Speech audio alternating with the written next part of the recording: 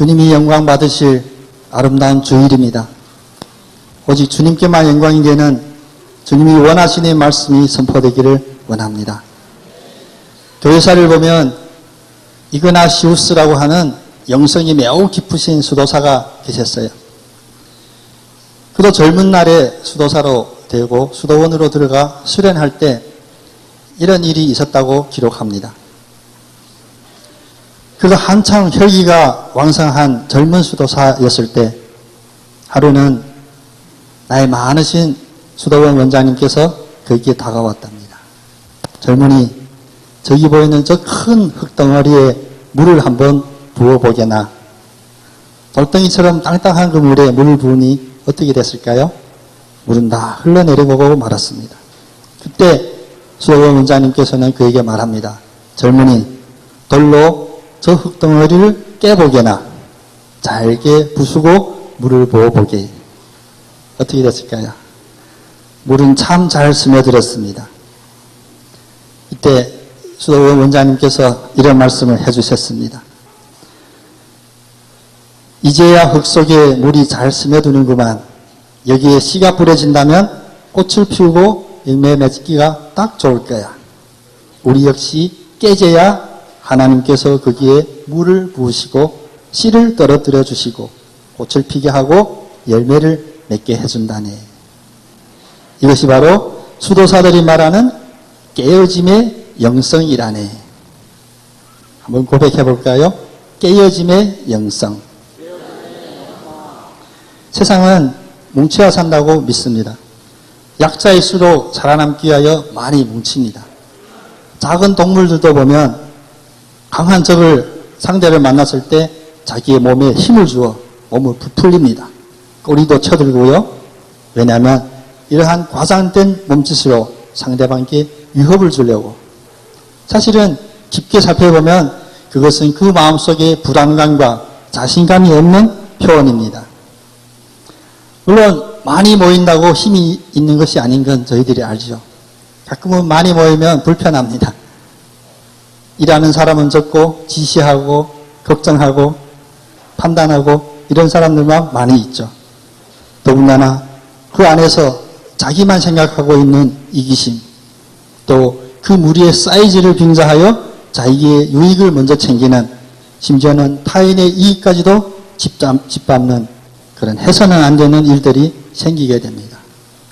뭉치면 바벨탑을 세울지는 몰라도 그만한 그 마음속에는 하나님이 절대로 역사하지 않으십니다. 그래서 때때로 하나님께서는 저희들을 깨뜨리십니다.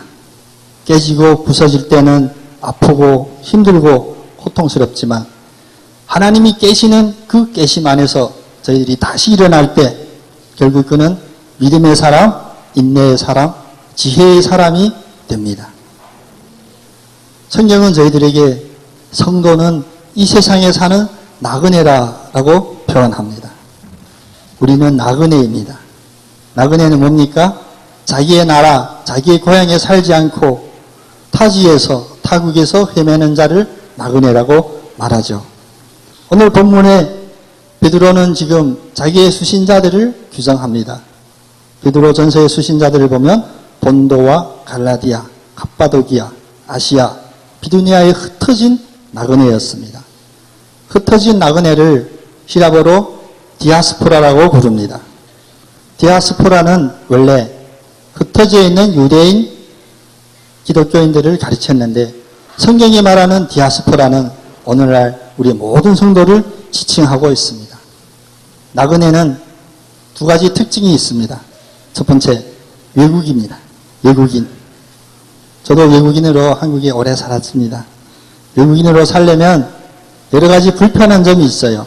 왜 불편하냐면 외국인은 그 현지인과 삶의 방식이 다르기 때문입니다.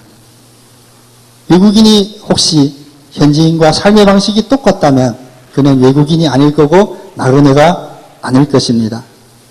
예수 믿는 사람이 이 세상에 사는 나그네라고 한다면 우리의 삶은 이 세상의 삶과 그 방식이나 추구하는 목표가 달라야만 됩니다. 주일이 되면 어떻습니까? 다들 낙엽 보러 밖으로 나가죠. 하지만 예수 믿는 그리스도인들은 밖에서 오히려 시내 한가운데에 있는 교회로 모여듭니다. 교회에 와서 말씀 듣고 예배드리고 기도하고 오히려 이렇게 하는 것이 기독교인의 삶이기 때문입니다. 우리는 흔히 성도들은 세상에 살면서 교회로 온다고 생각하죠. 사실은 우리는 교회에 살고 있고 세상으로 나가는 것입니다. 왜냐하면 교회가 우리의 고향이고 교회가 우리의 본국이고 세상은 우리에게는 외국이기 때문입니다.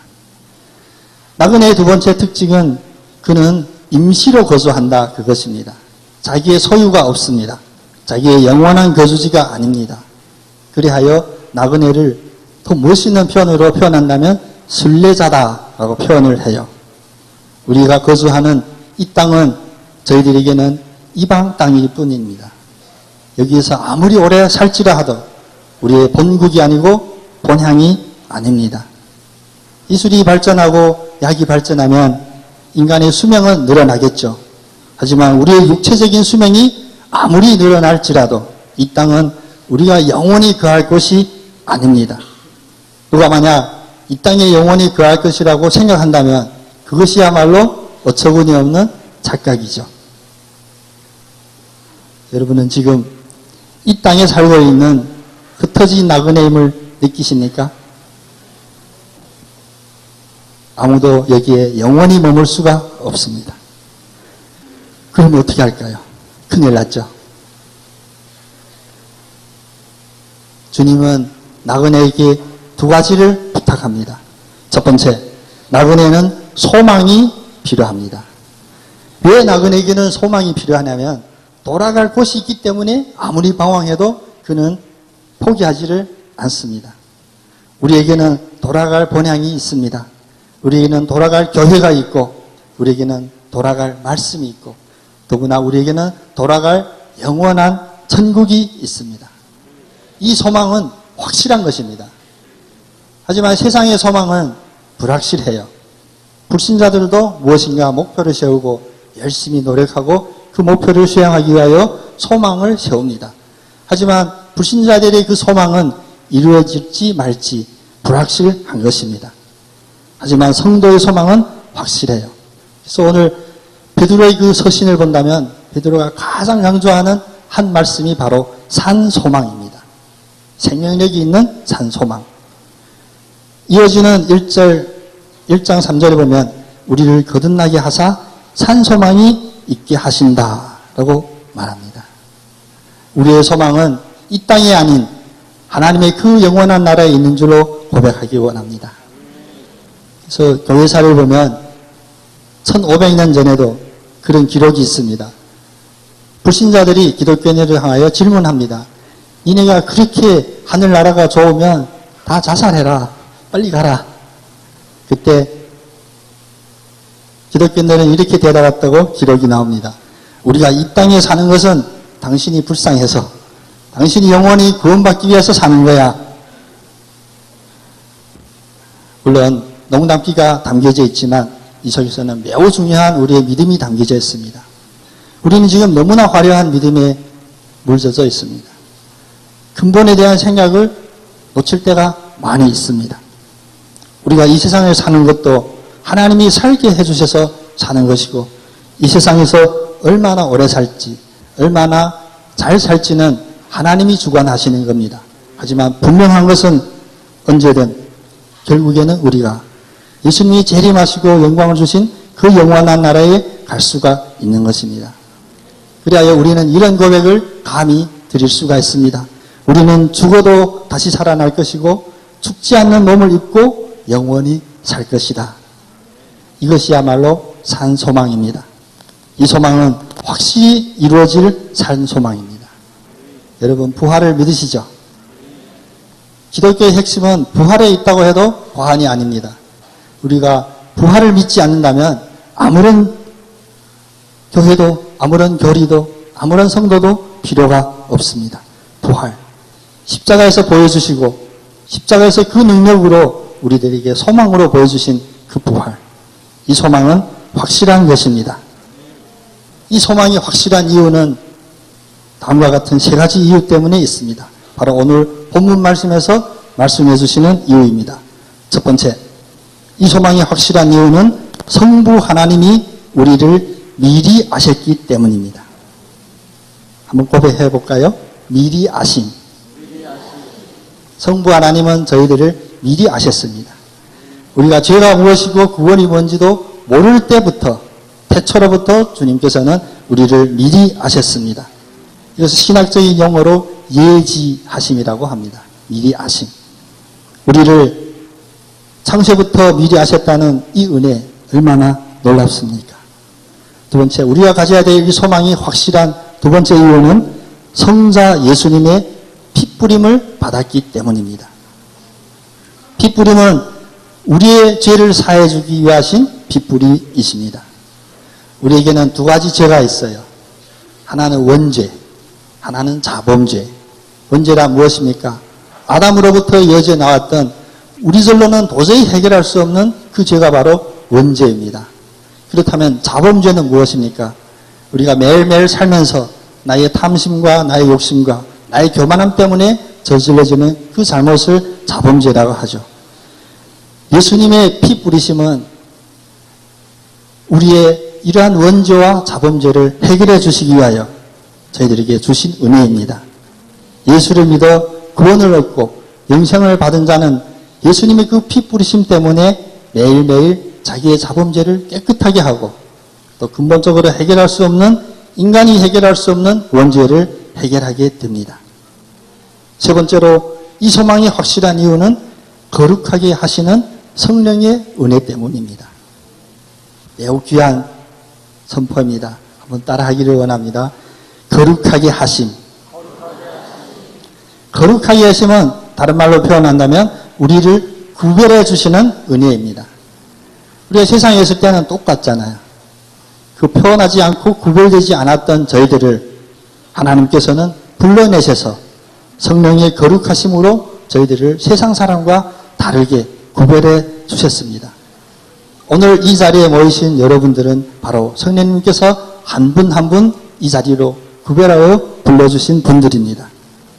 거룩하기 때문에 주님의 이전에서 깨끗하신 그 하나님의 영역에 우리가 예배하는 것입니다. 이 세 가지를 요약한다면 또 다른 신학적인 용어인데요.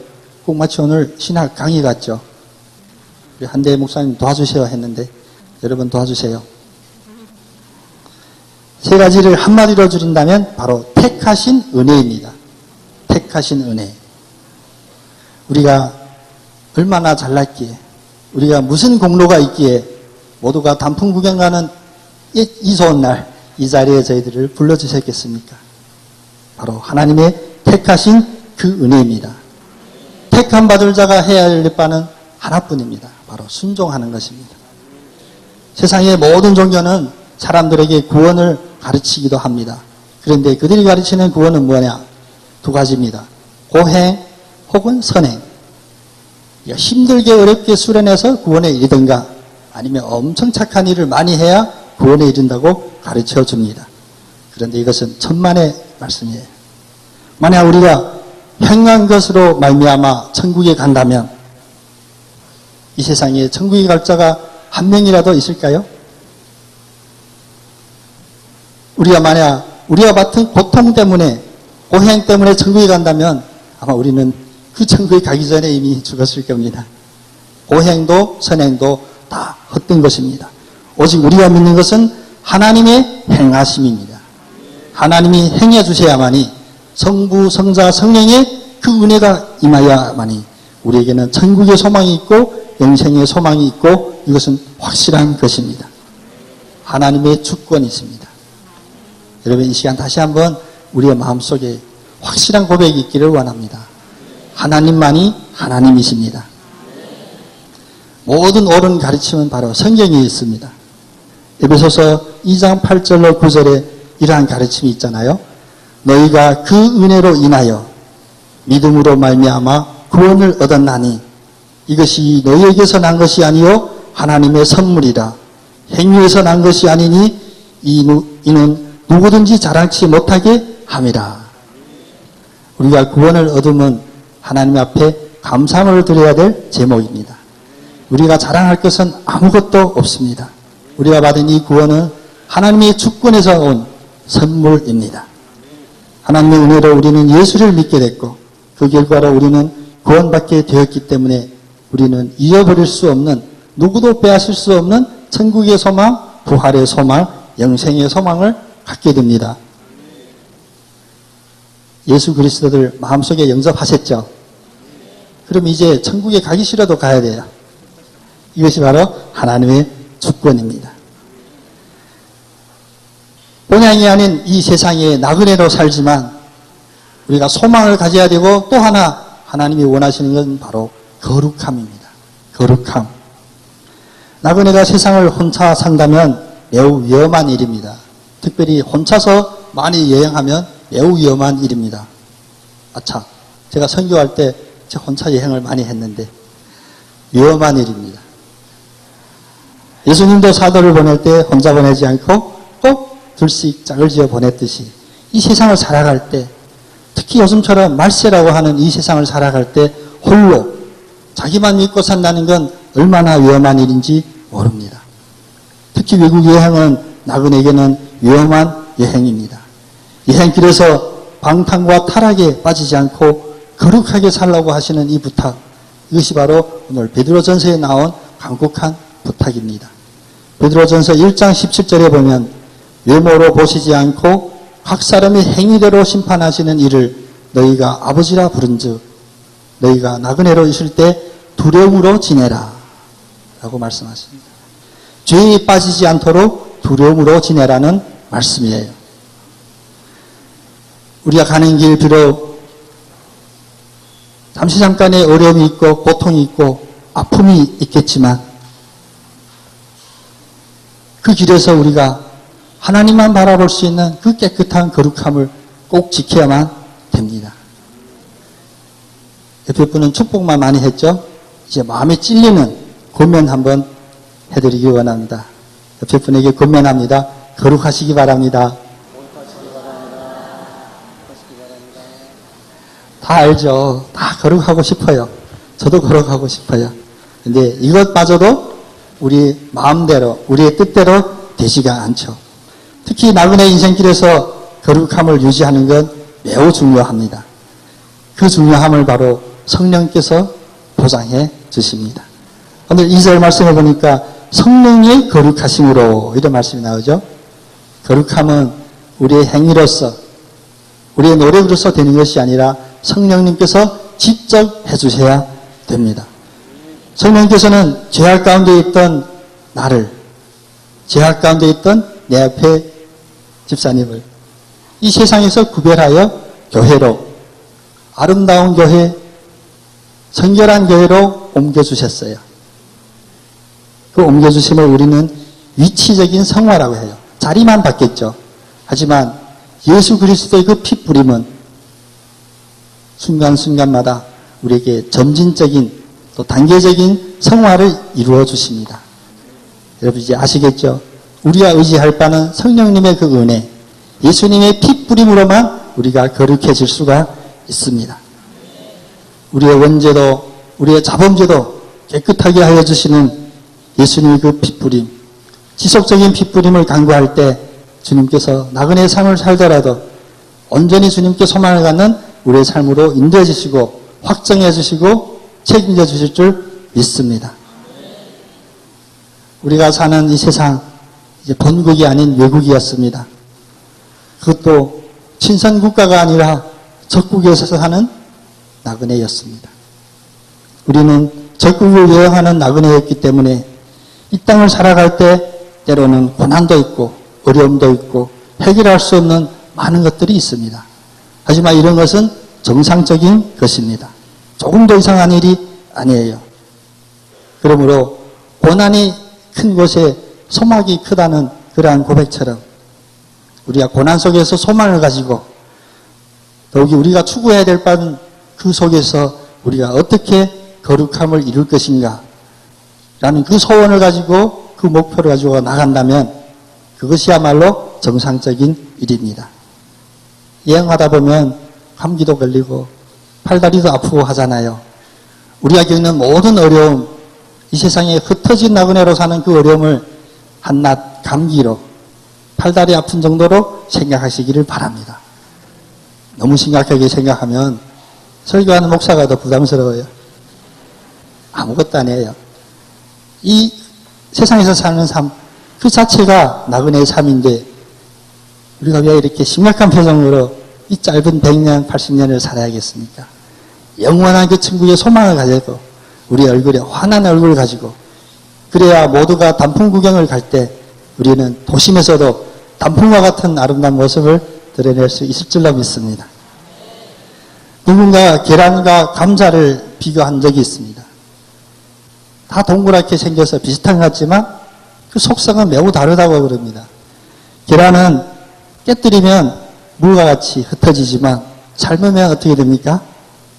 딱딱해진대요. 감자는 딱딱해 보이지만 삶으면 부드러워져요. 세상을 사는 나그네의 삶, 바로 이런 계란과 감자와 같은 그런 긴장 관계가 아닌가 생각합니다. 여러분, 밖에서 오는 것이 클수록 더 부드러워지시고요. 우리의 몸으로부터 나오는 성령의 은혜, 핏부림의 은혜, 하나님의 선택해 주심의 은혜가 우리의 딱딱한 것을 다 부드럽게 해주시는 그런 축복이 있기를 간절히 원합니다. 아쉽습니다.